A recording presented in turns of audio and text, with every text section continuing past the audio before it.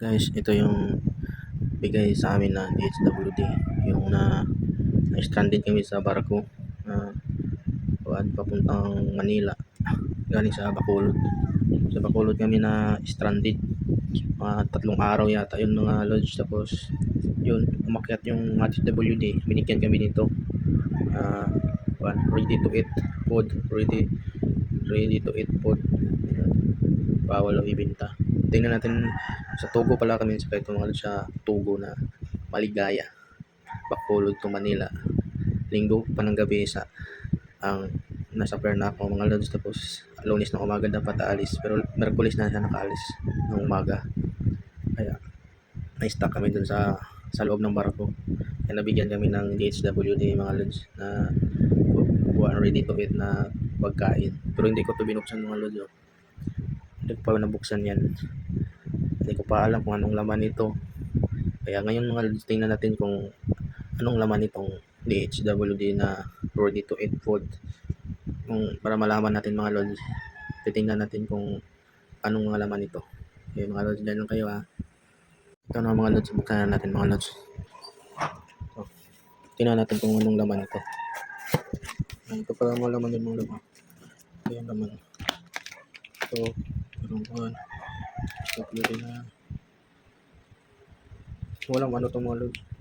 Wala. Yung kutsara. Kutsara pala. Ito, ang tawag nito.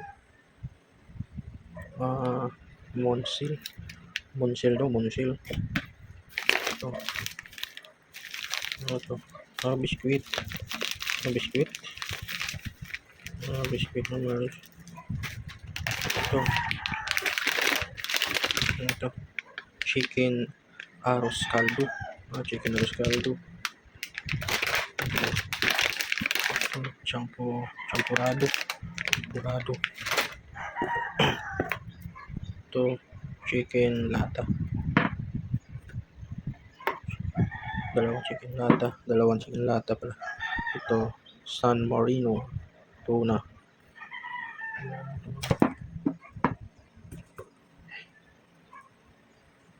San Marino tuna, pilya.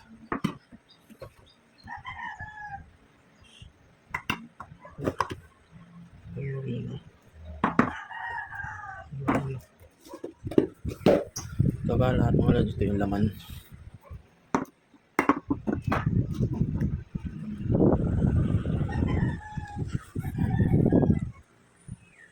Ito yung laman ng box na bigay ng SWD.